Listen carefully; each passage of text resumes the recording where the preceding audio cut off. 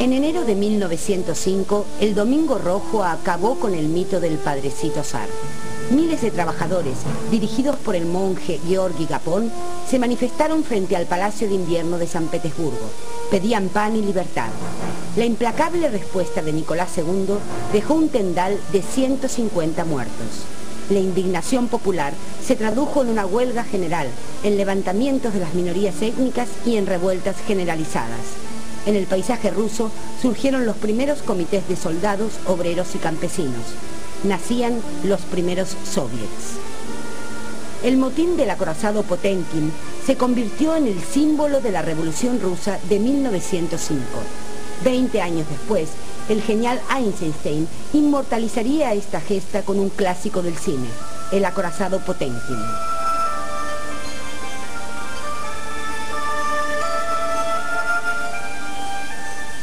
Para calmar la situación, el zar Nicolás II proclamó el Manifiesto de Octubre, que prometía libertades públicas y un parlamento, la Duma.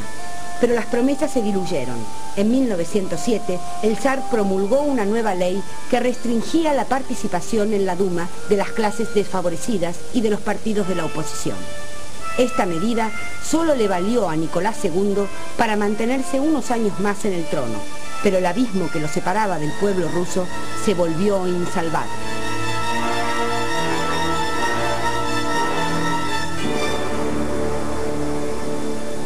El primer ministro Stoliopin, consciente del inminente derrumbe, impulsó una débil reforma agraria.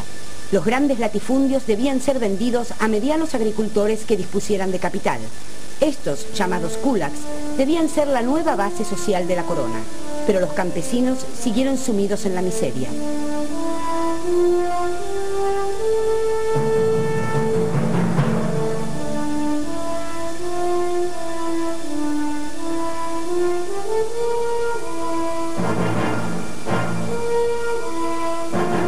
Los intelectuales, cuyas ideas iban desde el simple democratismo hasta el marxismo, se sumaron a la lucha. La crisis del zarismo se volvió irreversible.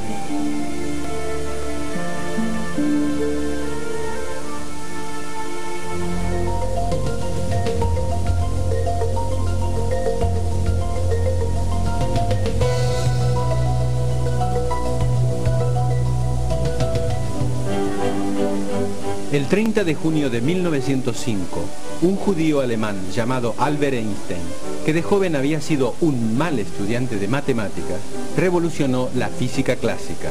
Había formulado la teoría de la relatividad. Einstein, de 26 años, trabajaba en Berna como inspector de patentes. Tenía a su cargo el departamento técnico. Allí revisó los conceptos de espacio y tiempo. Para él no eran magnitudes absolutas, como Newton los había establecido, sino relativas. Observó que la luz se expandía en el vacío a una velocidad de 300.000 kilómetros por segundo, pero la masa, por el contrario, se transformaba según la velocidad. Advirtió que a la velocidad de la luz, las partículas más pequeñas se vuelven tan pesadas que no admiten mayor aceleración. De este modo, las cadenas de átomos se convertían en enormes magnitudes de energía. Einstein había descubierto la energía nuclear. Nunca imaginó que su descubrimiento culminaría 4 décadas después en la tragedia atómica de Hiroshima. Dios no juega a los dados, afirmó, confiado en que la lógica regía al mundo. Einstein demostró que el concepto de simultaneidad era relativo. Una persona volando por el espacio a la velocidad de la luz, al regresar a la Tierra, habría envejecido solo la mitad en relación con las personas que habían permanecido en el planeta. Fue entonces cuando Einstein elaboró su famosa fórmula. La energía E es igual al producto de la masa, m, por la velocidad de la luz, c al cuadrado. Después de ser profesor en Zúrich y Praga, en 1914 Einstein fue nombrado catedrático en la Universidad de Berlín y director del Instituto Kaiser Wilhelm de Física. En 1921, el Nobel de Física consagró su prestigio. Los nazis no olvidaron que era judío. En 1933 debió emigrar a Estados Unidos, donde falleció en 1955.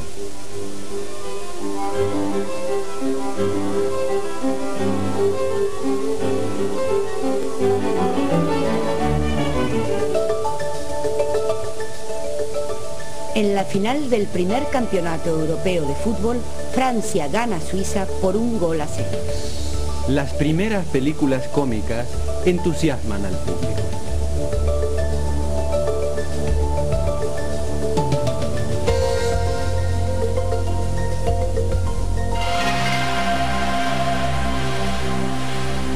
El 5 de septiembre de 1905, el Tratado de Portsmouth puso fin a la guerra ruso-japonesa. El triunfo le aseguró al Japón su hegemonía en Asia.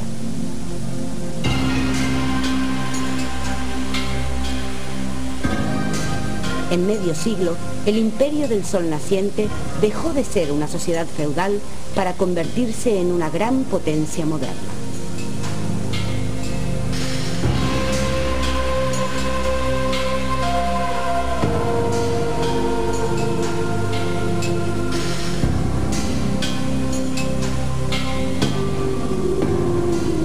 Los reformistas nipones, que venían exigiendo el fin del sistema tradicional, lograron en 1868 que el emperador Mutsuhito se abriera a Occidente. Con ayuda de técnicos extranjeros, Japón se pobló de trenes y telégrafos, fundó sus primeros bancos, abolió el sistema feudal y centralizó su administración.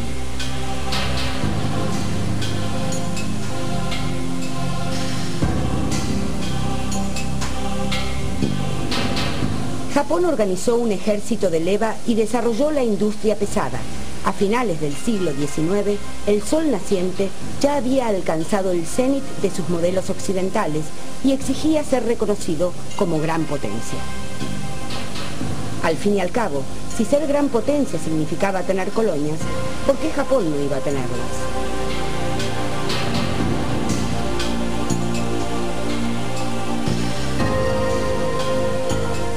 Entre 1894 y 1895, Japón conquistó Corea. Para hacerlo, se enfrentó y derrotó a China. En 1900, el Imperio Nipón participó con las potencias occidentales en el aplastamiento de la rebelión de los Boxers en China, y en 1902 se alió con Gran Bretaña para humillar a Rusia en Manchuria. Tras un año de negociaciones, en 1904 estalló la guerra ruso-japonesa. Japón demostró al mundo su superioridad técnica. Sus tropas no dejaban de avanzar. Ocuparon Corea e hicieron retroceder a Rusia en Manchuria.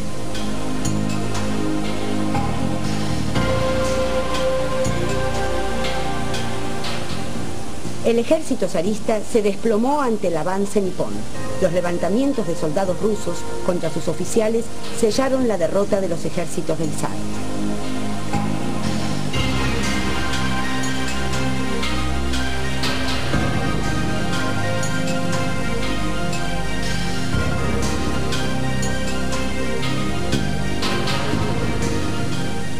En enero de 1905, los rusos capitularon en Port Arthur. 5 meses más tarde, los zares enviaron su flota del Báltico al Extremo Oriente, pero fue hundida por los japoneses en el estrecho de Tsushima. El imperio de los zares hacía agua, al tiempo que el Japón se erigía como potencia mundial.